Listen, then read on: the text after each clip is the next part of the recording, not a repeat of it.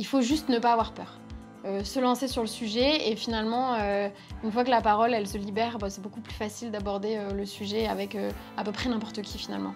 Le combat où les sujets doivent être aussi, voire surtout, portés par les hommes. C'est de se dire, je ne suis plus obligée de subir.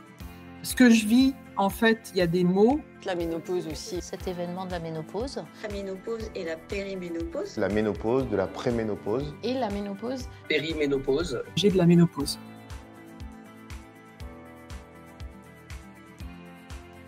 Très peu d'entreprises aujourd'hui ont fait le choix de parler de ce sujet-là, parce que tabou, parce qu'on ne sait pas comment l'aborder.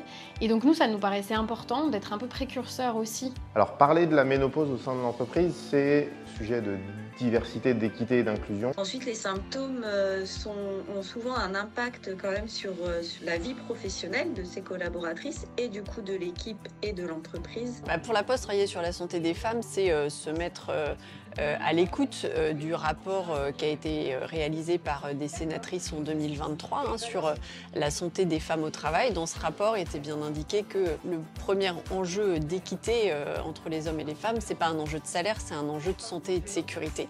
Je suis très convaincue que travailler sur le sujet de la santé des femmes, c'est travailler dans le sens plus général du sujet de l'égalité femmes-hommes en entreprise.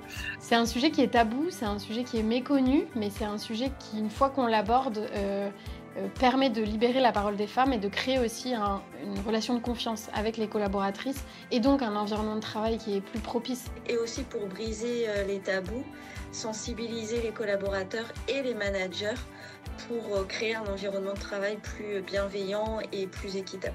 Et ces symptômes, ils peuvent amener les femmes à être dans un inconfort au travail. Donc c'est important qu'on puisse en parler. Le sujet de la santé des femmes, en fait, c'est un sujet qui ne concerne pas que les femmes, puisque déjà, on a tous dans notre entourage, plus ou moins proche, des femmes. C'est un sujet d'égalité, c'est un sujet d'équité, mais c'est aussi un sujet d'efficience. J'en suis intimement convaincue. Je pense que quand on est un employeur qui, avec sincérité, prend conscience des sujets de santé de ses salariés, eh bien, on améliore d'abord la collaboration.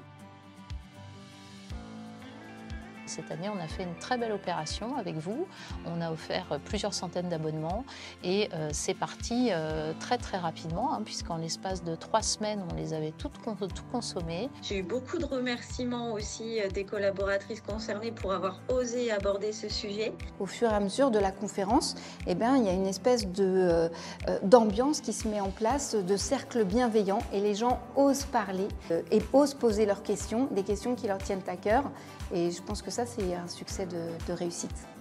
Moi, j'ai la volonté d'ores et déjà de poursuivre notre partenariat. Omena a une approche pluridisciplinaire sur ce sujet-là, que ce soit autour de la santé, des conseils bien-être, du sport. Donc ça nous paraissait complémentaire à ce que Naturalia peut proposer. Scientifiquement validé et dont on pourrait mesurer l'efficacité.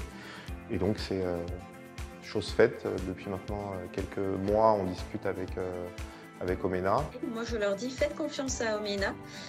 Vos collaboratrices vous seront reconnaissantes. Moi, je veux absolument ancrer ça. Je ne veux pas que ça soit une action ponctuelle. Eh bien, je veux que ce sujet soit maintenant quelque chose où tout le monde est acculturé, en définitive. Maintenant, je pense que c'est important que les entreprises se mobilisent aussi autour du sujet de la ménopause et de la santé des femmes en entreprise.